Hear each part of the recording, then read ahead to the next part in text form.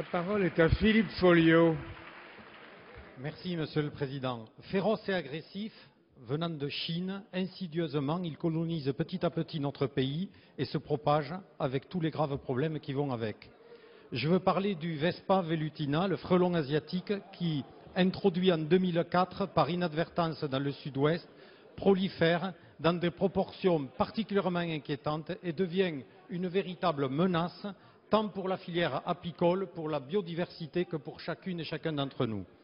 Menace pour la filière apicole car il attaque et tue les abeilles européennes, Apis mellifera, et met à mal une activité importante pour nos terroirs. En effet, il est à noter que face à ce fléau qu'est le frelon asiatique, ce sont près de 1 345 000 ruches et 69 000 apiculteurs qui sont menacés en France. Menace pour la biodiversité, car la prolifération de cette espèce, qui n'a pas de prédateur en Europe, est alarmante. Chaque nid comportant 4 000 à 5 000 frelons fait des dégâts considérables sur les abeilles, mais aussi sur les guêpes autochtones, avec de lourdes conséquences sur la si essentielle pollinisation assurée par ces dernières. Menace pour l'homme, enfin. Car s'il ne faut pas sombrer dans une quelconque psychose, cet été nous avons déploré les 2 premiers décès en France suite à des attaques de frelons asiatiques. Les spécialistes sont d'accord pour dire que les conséquences d'une piqûre sont autrement plus dangereuses que celles déjà conséquentes d'une simple guêpe. Auteur d'une proposition de loi sur cette question, en quelques jours, j'ai recueilli plusieurs dizaines de co-signatures de collègues députés répartis sur tous les bancs de cet hémicycle, ce qui montre combien sont grandes les inquiétudes en la matière. Dans ce texte, nous demandons ce qui aurait dû être fait depuis longtemps à ce que cette espèce qualifiée d'invasive par le ministère soit classée nuisible avec tous les moyens adéquats pour enrayer cette dangereuse prolifération. Madame la ministre de l'Environnement, concrètement et immédiatement, que comptez-vous faire ? Madame la ministre de l'Écologie et du Développement durable. Merci, Monsieur le Président, Mesdames et Messieurs les députés, Monsieur le député Philippe Folliot. Oui, le frelon prolifère, il prolifère notamment dans le sud-ouest. Le frelon asiatique et ses porteurs de très grandes inquiétudes.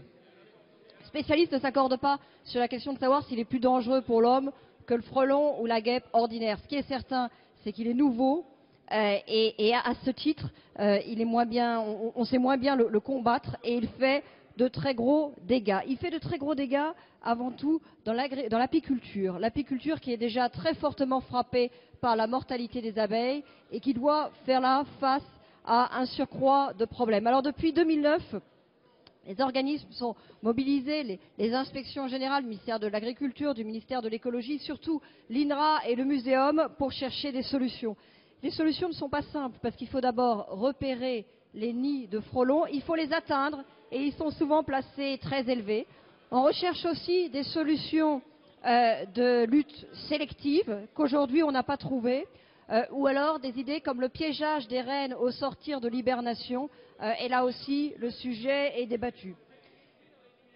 Classer l'espèce en nuisible ne permettrait pas d'un coup de baguette magique de trouver une solution de lutte appropriée que nous recherchons. En revanche, c'est vrai, classer l'espèce en nuisible permettra probablement au ministère de l'Agriculture, qui est en charge d'organiser la lutte contre le frelon asiatique, d'être plus efficace et permettra par ailleurs aux collectivités locales et aux services départementaux d'incendie et de secours d'intervenir plus systématiquement. Aujourd'hui, ces services interviennent en cas de risque immédiat, de danger immédiat, par exemple un nid dans une école, mais le classement en nuisible leur permettra d'intervenir de manière plus systématique. C'est donc une bonne initiative que vous prenez là et que nous suivrons.